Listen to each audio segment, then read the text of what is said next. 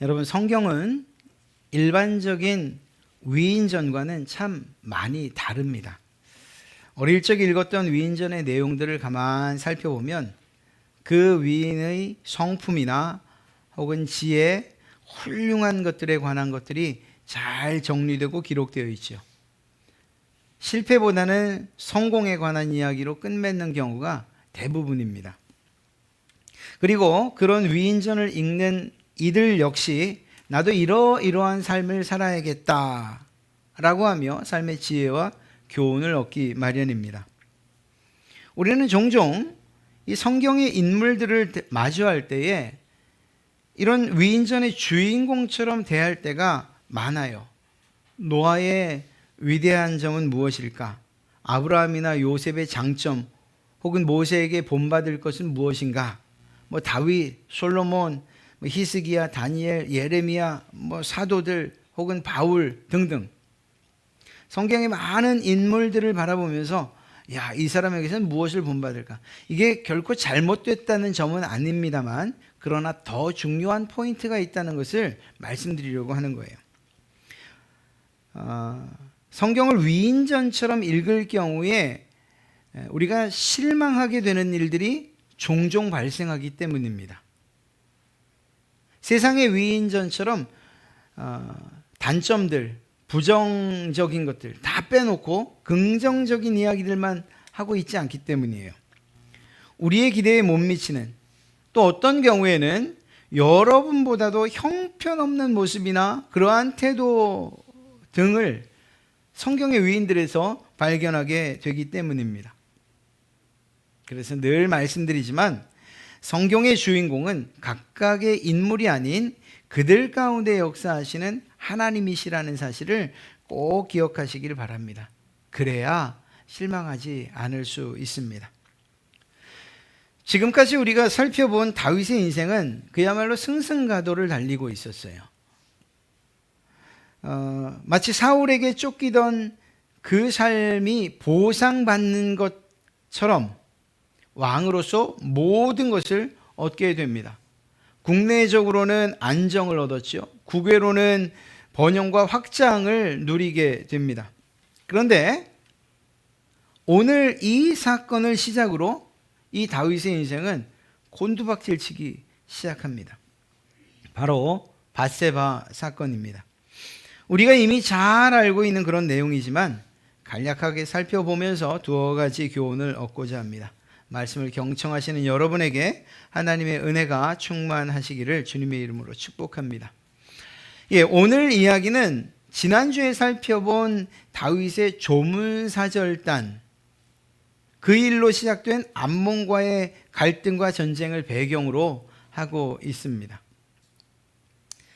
암몬과의 전투가 한창 벌어지고 있는데 이렇게 전쟁이 시작한 후에 다윗은 예루살렘에서 여전히 남아 무료한 시간을 보내고 있죠.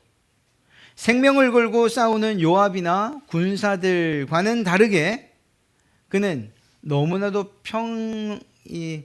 평화로운 그런 시간을 보내는 것 같습니다.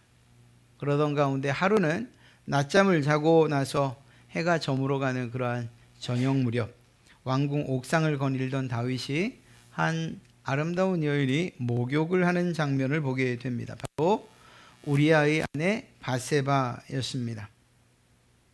그만 한순간 일어난 그러한 정욕을 이기지 못해서 다윗은 밧세바를 궁전으로 불러들이지요. 그리고 동침하게 됩니다. 그저 한순간에 쾌락으로 끝날 것 같았던 이 일은 밧세바의 임신으로 말미암아 아주 난감한 상황에 처하게 되죠. 그런데 다윗이 어쩌면 이렇게 천하태평인 것처럼 보이는지 알 수가 없어요. 너무나도 느긋해요. 이 문제가 터지자 그것을 해결하기 위해서 또 다른 계략을 꾸미는데 그것에 조금의 주저함이나 망설임이 없다는 겁니다. 그래서 그 문제 해결을 위한 계획을 세우는데 그 계획이 무엇이었는가? 비록 전쟁 중이지만 밧세바의 남편인 우리아를 불러들이는 거예요. 그리고 큰 선심을 쓰는 것처럼 하면서 우리아를 집으로 돌려보내 밧세바와 관계를 갖게 한 다음, 그 다음에 자신이 임신시킨 아이를 마치 우리아의 아이인 것처럼 가장하려는 그런 계획이었습니다. 참 어이가 없기도 한데 아마도 다윗은 이 정도면 완벽하다 이렇게 생각했을지도 모르겠습니다. 그리고 그 계획을 진행시킵니다. 그런데 생각지 않았던 데에서 이 계획이 틀어지게 되죠. 그저 와서 자기 집으로 가면 됐을 이 엑스트라 같은 이 우리아가 감독이었던 다윗의 말을 듣질 않는 겁니다. 주연이든 조연이든 엑스트라든 감독이 가라고 하면 가고 앉으라면 앉고 그만두라고 하면 그만둬야 되는데 말을 듣지 않는 그런 우리아였던 거예요. 진수성찬을 하사하고 술을 잔뜩 먹였음에도 불구하고, 그리고 오늘 성경을 보면 아예 다윗이 노골적으로 아내와 잠자리를 하라고 명령하고 있습니다. 그럼에도 불구하고 이 우리아는 자기 아내에게로 가지 않아요. 8절 말씀을 보면 우리아에게 이르되 내 집으로 내려가서 발을 씻으라 라고 말하는데, 이 발을 씻으라는 말 자체가 은어적인 표현이고 실제적으로는 부부간에 혹은 또 남녀간에 이러한 성관계를 의미하는 이야기거든요. 그러니까 다윗은 아주 노골적으로 우리아에게 잠자리를 같이 하라고 명령하고 있는 거예요. 그런데 우리아는 전쟁터에서 싸우고 있는 자신의 동지들을 언급하면서 이러한 다윗 왕의 호의를 거절합니다. 여느 때 같으면 야, 네가 정말 충성스럽구나. 너 같은 장군이 있어서, 신복이 있어서 이 나라가 든든하다. 내 마음이 든든하다. 이렇게 칭찬했을 그런 다윗이지만 지금은 그렇지 않습니다. 점점 애가 타지요. 이런 다윗의 마음은 아랑곳하지 않고 우리아는 그 다음 날도 왕의 신하들과 함께 왕궁 문 밖에서 잠을 청합니다. 다윗의 계획이 완전히 실패한 것이죠. 사실 이 점에 있어서 대부분의 해석은 우리아의 충직스러움과 충성스러움을 이야기합니다. 그런데 성경을 좀 다른 각도에서 보는 또 다른 성경학자들은 이미 이 소문은 다윗이 밧세바와 동침하고 임신하게 했다는 이 소문은 퍼질 만큼 퍼졌을 것이다 이렇게 추측하기도 합니다. 그리고 우리아도 그 사실을 알았을 것이라고까지 생각하기도 합니다.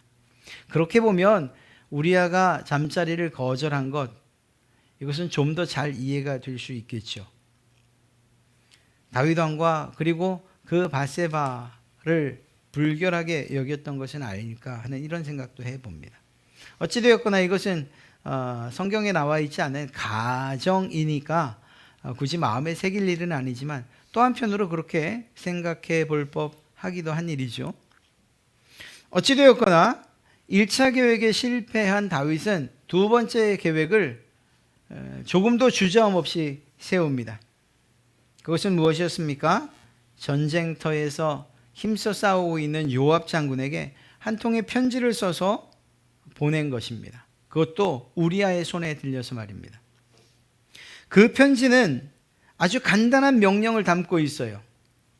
우리아를 싸움이 가장 치열한 곳으로 보내라. 그리고 싸움이 격렬해졌을 때 우리아만 남겨두고 모두 철수해라. 무슨 수를 써서든 우리아를 싸움터에서 죽게 해라. 이거예요. 너무 비겁하지 않습니까? 너무 화가 나지 않습니까? 어쩌면 우리아는 그 편지의 내용을 알았는지 혹은 몰랐는지 모르지만, 그러나 자기를 죽이라고 하는 이러한 명령서를 들고 요압을 찾아가는 거예요. 요압이 정말 정상이었다면 이 다윗의 명령에 굴복했어야죠. 정말 의의를 추구하는 그러한 인물이었다면 말입니다. 그런데 우리가 봐왔던 요압은 그렇지 않잖아요. 매우 기회주의적이고 그리고 출세욕이나 욕망이 강했던 사람이었지 않습니까? 요압은 다윗이 원하는 대로 합니다. 그래서 성벽 아래까지 공격해 들어갔다가 우리야만 남겨둔 채 빠져나옵니다. 그렇게 해서 우리야가 전투를 하다가 적의 칼에 죽은 것처럼 그렇게 위장하려는 계획이 성공하게 됩니다.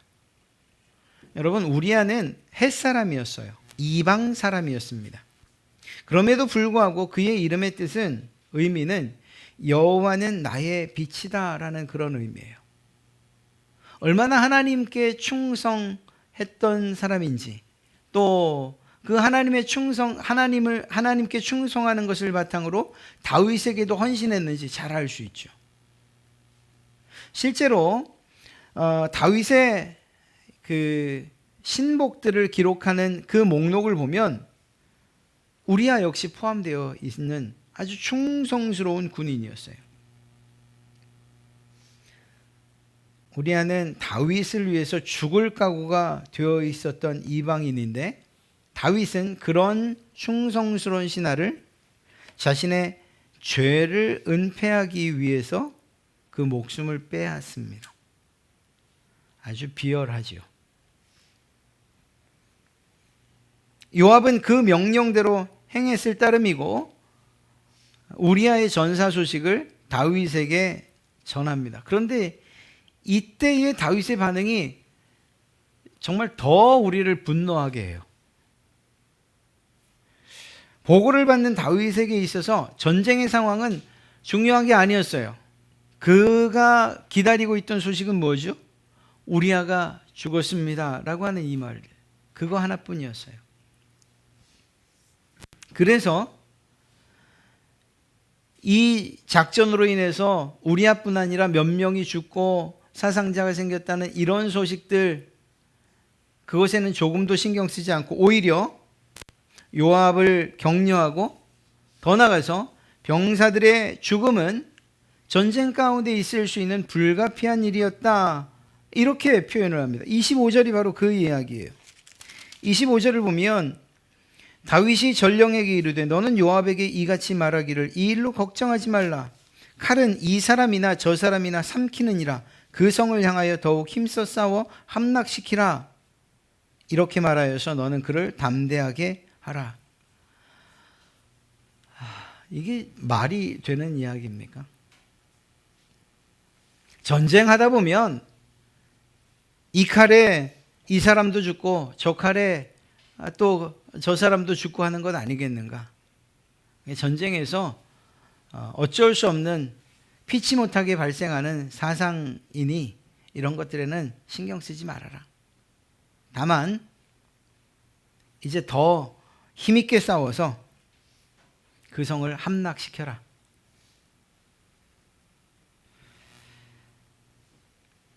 우리야를 비롯한 다른 병사들의 죽음에 대해서 다윗은 아무런 슬픔을 표현하지 않아요. 다윗이 원래 그런 사람이었습니까? 아니지 않습니까? 우리가 알고 있잖아요. 다윗이 자기를 죽이려고 그렇게 쫓아다녔던 사울, 그의 죽음에 대해서 얼마나 애도합니까? 진심이었을 거예요. 또 반역이라고 할 수 있는, 사실 이스라엘 진영에서는 그럴 수밖에 없었지만 아브넬과 이스보셋, 자기를 대적하여 싸우자고 일어났던 그들의 죽음에 대해서도 역시 깊은 애도를 표하고 통곡했던 사람 아닙니까? 정적이라고 말할 수 있는 그들의 죽음에 그렇게 눈물을 흘렸던 다윗이 정작 자기에게 충성하고 헌신했던 부하의 죽음에, 그리고 사병들의 죽음에는 눈물은커녕 조금의 애도함도 없는 거예요. 어쩌면 속으로 쾌재를 부르고 있었을지도 몰라요. 이유는 단 한 가지입니다. 그가 자기의 병사들을 사랑하지 않아서가 아니라 지금 자기의 죄가 덮여지는 것이 더 중요한 일이었기 때문인 거죠. 만약에 이런 상황이 아니었다면 그는 다윗에게 정말 큰 역정을 냈을지도 몰라요. 아니, 그런 무모한 작전을 어떻게 취할 수가 있느냐, 어떻게 그 사병들을 사지로 몰아넣을 수가 있느냐, 이렇게 말이에요. 그런데 지금 다윗은 그런 것이 보이지 않아요. 다만 우리아가 죽었냐 죽지 않았냐, 이게 그에게는 가장 큰 관심사였기 때문에. 다윗은 우리아가 죽었으니 이제 모든 걱정은, 모든 근심은 다 사라졌다라고 생각했을 것입니다. 그리고 얼마 지나지 않아서 죽은 남편을 애도하기로 정해진 그 기간이 지난 밧세바를 자기 아내로 맞아들입니다. 그렇게 다윗은 완전 범죄를 꿈꿨고, 사실은 모두가 다 알고 있었을 텐데 말입니다. 그리고 성공했다고 생각했을지 모르겠습니다만, 저자는 다윗이 잊고 있는 중요한 한 가지를 분명하게 기록하고 있습니다. 성경을 읽는 모든 사람들에게 고발하는 거죠. 고발. 마지막 절이 바로 그것입니다. 27절. 그 장례를 마침에 다윗이 사람을 보내 그를 왕궁으로 데려오니 그가 그의 아내가 되어 그에게 아들을 낳으니라. 그 다음 말입니다. 다윗이 행한 그 일이 여호와 보시기에 악하였더라. 중요한 것은 다윗 스스로 하는 생각이나 그의 판단이 아니에요. 하나님께서 이 일을 어떻게 판단하고 계신가 하는 이것이 중요한 것이죠. 적어도 다윗은 스스로는 만족하고 다른 사람들의 입막음은 할 수 있었는지 모르지만 하나님의 다림줄에는 미달되는 사람이었어요. 범죄한 죄인에 불과한 것이죠. 사랑하는 성도 여러분, 다윗이 도대체 왜 이 지경이 됐을까? 우리가 알고 동경하던 지금까지의 다윗의 모습은 온데간데 없지 않습니까? 왜 이런 지경이 됐을까요? 먼저 이 사건을 통해서 다윗이 이런 지경에 이르는 원인 이전에 다윗이 지었던 이 죄라고 하는 것이 어떤 습성을 가지고 있는가를 먼저 좀 살펴보면서 교훈 삼으면 좋겠습니다. 이 죄는 반드시 즐거움과 쾌락을 동반한다는 거예요. 근데 그것이 영원하지 않다는 거죠. 다윗뿐 아니라 여러분들도 혹여 그런 경험이 있었다면 조금 생각해 보십시오. 조금만 생각해 보면 잘 알 수 있어요. 만약에 가정을 해서 여러분이 짓는 어떤 죄가 아파요. 막 살을 에이는 것 같아요. 쓴 약을 먹는 것처럼 속이 써요. 그러면 죄 지을 수 있겠습니까? 그럴 수 없죠. 그 죄의 과정이나 결과가 때로는 달콤하기 때문이에요. 우리에게 즐거움을 주기 때문이에요. 때로는 우리가 원했던 것보다 훨씬 많은 어떤 이익들이 있기 때문에 그 죄를 짓는 거예요. 죄의 행위는 매우 아주 극단적인 즐거움을 줄 수 있는지 모르지만 최종적인 결과는 아주 추악합니다. 그 쾌락과 만족 역시 오래가고 영원하지 않습니다. 다윗이 밧세바를 품에 안았을 때의 그 즐거움, 그것은 그 순간뿐이었어요. 다윗은 이러한 잠시의 쾌락에 대한 대가로 엄청난 그러한 죄, 그리고 그 죄의 비참함을 대가로 치러야만 했습니다. 심지어 살인까지 하게 되는 거죠. 자기의 충성스러운 신하를 말이에요. 그렇습니다. 죄를 통한 즐거움과 쾌락 있습니다. 만족감도 있습니다. 그러나 그것은 결코 영원하지 못합니다. 그리고 그 죄의 대가는 반드시 치르게 됩니다. 또한 이 죄를 합리화하거나 숨기려는 이런 노력들은 오히려 더 많은 죄를 짓게 한다는 거예요. 여러분이나 제가 하나님 앞에 혹은 사람 앞에 죄를 짓게 된다면 즉각적으로 회개하고 용서를 구하는 그런 용기가 우리에게 필요합니다. 그것이 그때에 멈추는 유일한 길이기 때문이에요. 더 이상 죄가 확산되지 않도록 멈추는 유일한 길이에요. 오늘 다윗을 보면 처음 이 간음한 죄를 감추려다가 결국은 살인까지 가게 되죠. 애초에 회개했다면 이 지경까지 비참해지지는 않았을 것입니다. 더 나아가서 우리아를 포함한 억울한 사람들이 살해당하는 일 역시 없었을 것입니다. 기회가 있을 때, 잘못을 깨달았을 때, 이것이 하나님이 기뻐하지 않는 일이다 라는 사실을 알았을 그때 즉시로 그 죄를 회개하고 그리고 그 피해를 수습하는 것이 가장 현명하고 지혜로운 일이라고 오늘 이 성경은 우리에게 말해주고 있는 거예요. 죄는 또 다른 죄를 낳아요. 거짓말이 또 다른 거짓말을 낳고 또 다른 거짓말을 낳는 것처럼 죄 역시 마찬가지예요. 죄는 감춰서 될 일이 아니라 하나님 앞에서 오히려 내놓고 회개하는 것으로서만 정리될 수 있는 것이라는 거예요.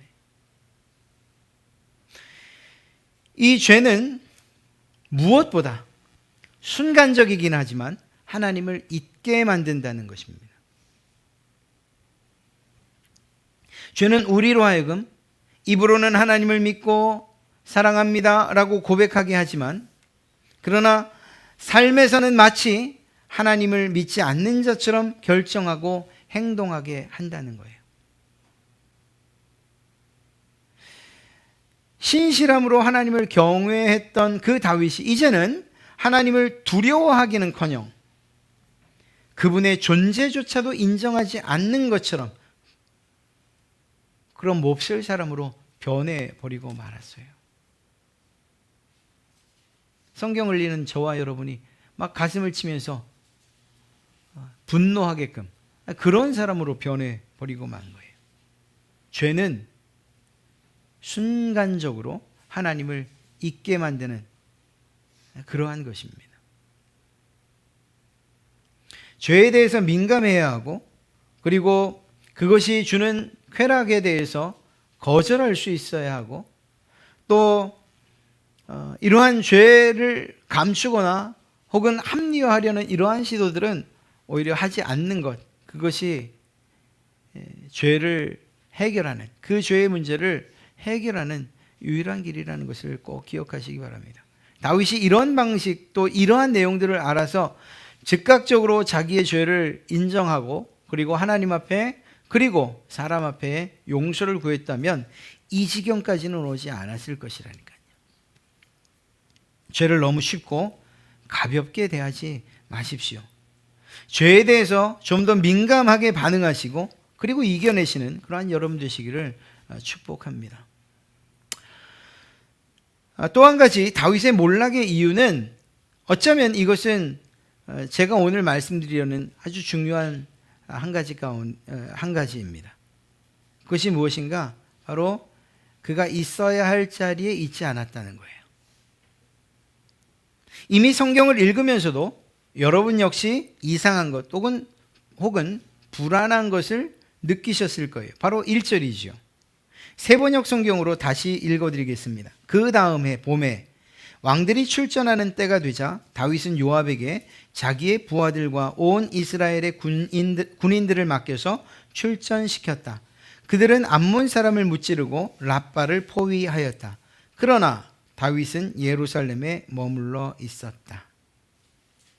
이 그러나라고 하는, 우리 성경에는 없지만 이 그러나라고 하는 이 단어, 우리 성경에는 무엇이라고 말하고 있습니까?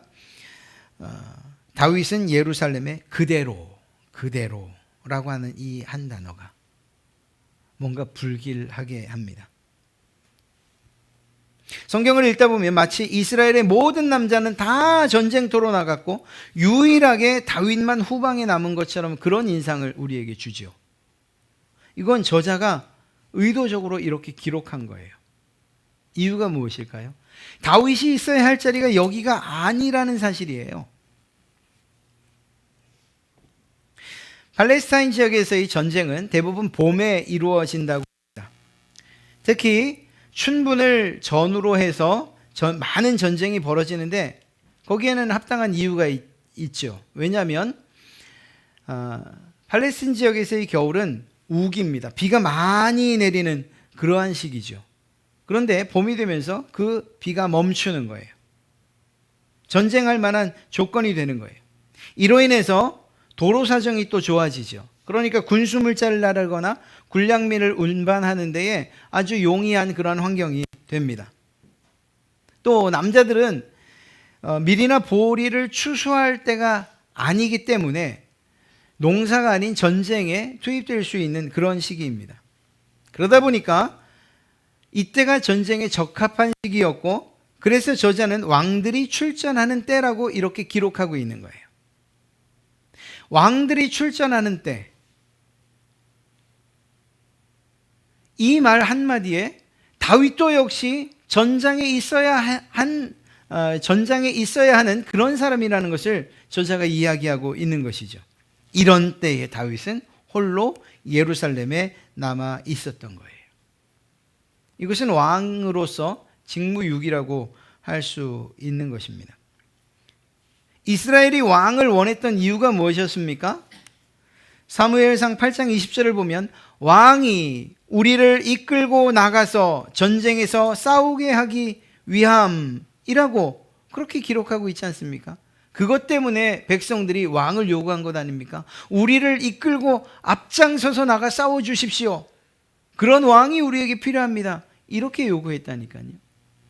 그런데 그 왕 다윗이 지금 백성들은 자기의 신복들은 다 전쟁터로 내보내고 자신은 궁에 남아 있는 거예요.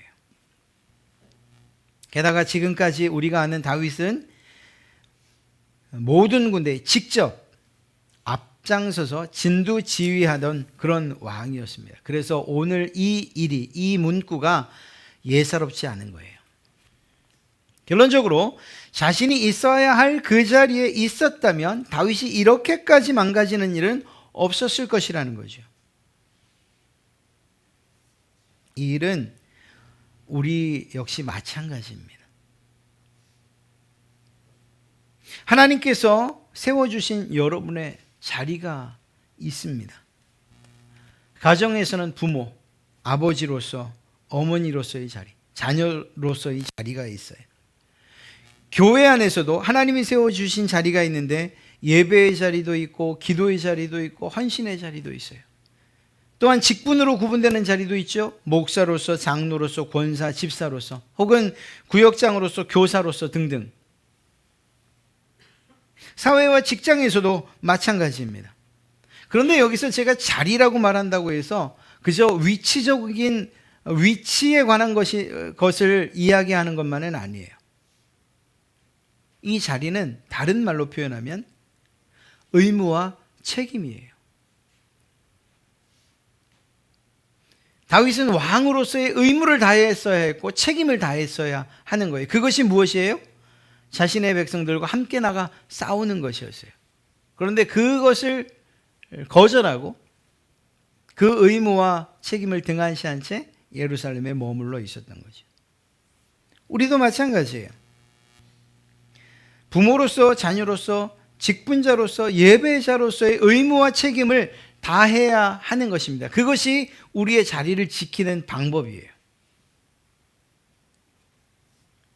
이것이 우리를 죄로부터 지키는 유일한 길이라는 것, 최선의 방법이라는 것을 잊지 마시기를 바랍니다.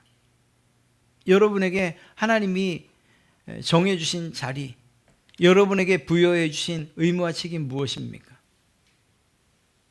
가정을 지키기 위해서 아버지로서 지켜야 할 책임과 의무를 여러분에게 부여해 주셨고, 자녀로서 부모들에게 효도하는 그러한 일들을 통해서 마땅히 자녀로서 지켜야 할 의무와 책임들을 우리에게 주지 않으셨습니까? 성도로서 예배를 기피할 수 없어요. 왜냐하면 하나님께서 성도에게 주신 의무고 책임이기 때문입니다. 예배가.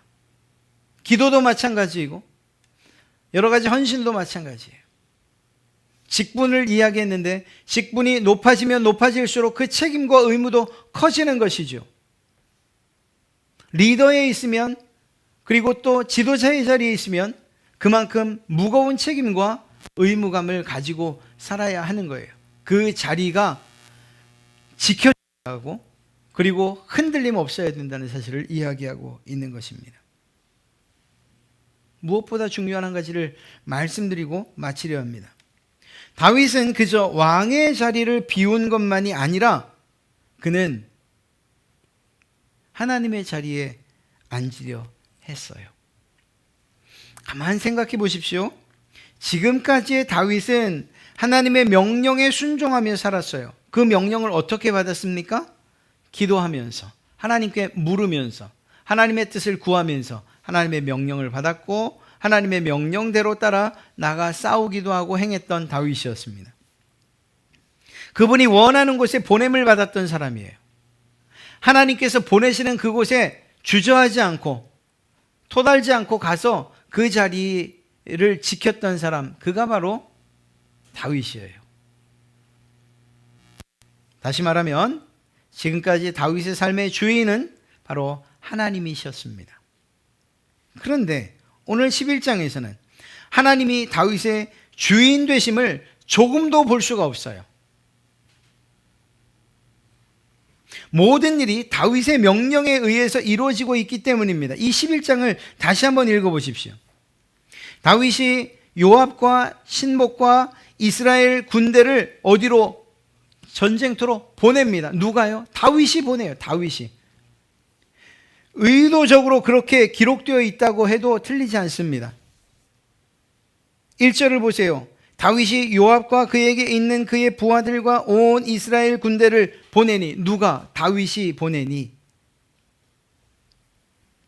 또한 다윗이 목욕하던 여인에게 그가 누구인지 알아보라고 신하를 또 보내요. 다윗이 밧세바를 데려오라고 명령해요. 다윗이 우리아를 보내라고 요압에게 명령하고 또한 우리아를 밧세바의 품으로 보내려고 합니다. 나아가서 다윗은 그 우리아를 죽이라는 이 편지를 요압에게 보내고 명령해요. 하나님이 명령하는 것이 아니고 다윗이 명령하고 보내는 일들을 다 하고 있다고요. 매번 애정을 가지고 다른 사람들의 말에 귀를 기울이고 그리고 그들과의 친밀감을 유지했던 그 다윗이 이제는 자기의 귀를 닫고 관계를 끊고 백성의 위에 군림하고 자기의 힘을 가지고서 명령하고 보내는 일들을 서슴지 않고 하고 있다니까요. 누구의 이익을 위해서? 자기의 이익을 위해서. 더 나아가 자기의 죄를 감추기 위해서 말입니다.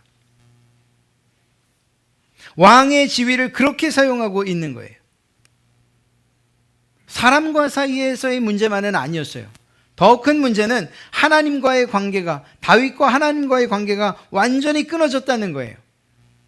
밧세바를 취한 것, 자기의 죄를 감추려는 그런 계략들, 결국 우리아뿐만 아니라 다윗의 신복 여럿이 죽게 된 것, 그리고 이 모든 것들은 다윗이 책임져야 할 일들이었습니다. 그런데 다윗은 이런 일들에 대해서, 이런 일들을 하는 것에 대해서 조금의 죄의식도 없이 이 일들을 하고 있다는 것입니다. 일말의 양심의 가책도 없이 말이에요. 이유가 뭘까요? 그가 하나님의 자리에 앉아 있었기 때문이에요.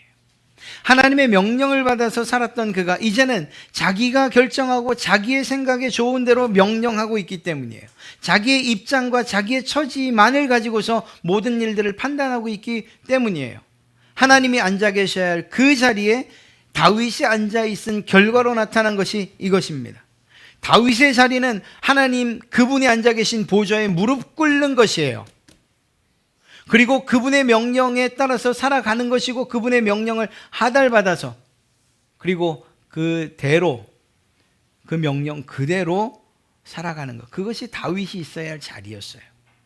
그런데 어느 순간 하나님도 보이지 않고 하나님을 잊어버린 채, 더 격하게 말하면 하나님을 자신의 왕좌에서 내쫓고 자기가 자신의 삶을 드라이브하기 시작하면서부터 생긴 문제예요.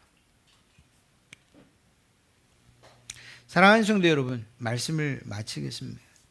우리 삶의 왕좌를 하나님께 내어드리는 이 일이야말로 하나님께서 세우신 여러분의 자리를 지키는 일인 줄로 믿습니다.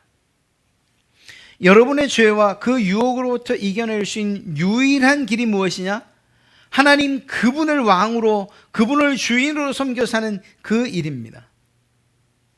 그런 점에서 하나님과의 관계를 위하여 예배의 자리, 기도의 책임과 의무, 헌신의 자리를 지켜내는 것, 이것이 우리가 해야 할 거예요.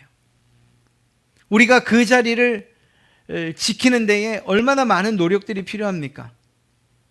얼마나, 반대로 말하면 얼마나 많은 것들이 그 자리에 여러분들이 가지 못하도록 막습니까? 그 책임과 의무를 다하지 못하는 수없이 많은 상황들과 문제들을 일으키지 않습니까? 그럼에도 불구하고 우리는 그 자리에 있어야 한다는 것입니다. 화목한 가족의 관계를 위해서 부모의 자리와 자녀의 자리를 굳세게 지켜내셔야 합니다. 직장이나 사업장에서 또한 이웃들을 위해서 세우신 그 자리에서 역시 책임과 의무를 다 하셔야만 합니다. 그렇게 굳건히 서 계실 때 그 어떤 죄와 유혹도 여러분을 넘어뜨리지 못할 것이고, 오히려 사단의 공격을 거뜬히 막아내시고 승리하실 줄로 믿습니다. 다음 한 주간도 주님과 함께 세우신 그 자리에서 그 주님의 능력을 힘입어 넉넉히 승리하고 이겨내시는 그러한 여러분 되시기를 주님의 이름으로 축복합니다.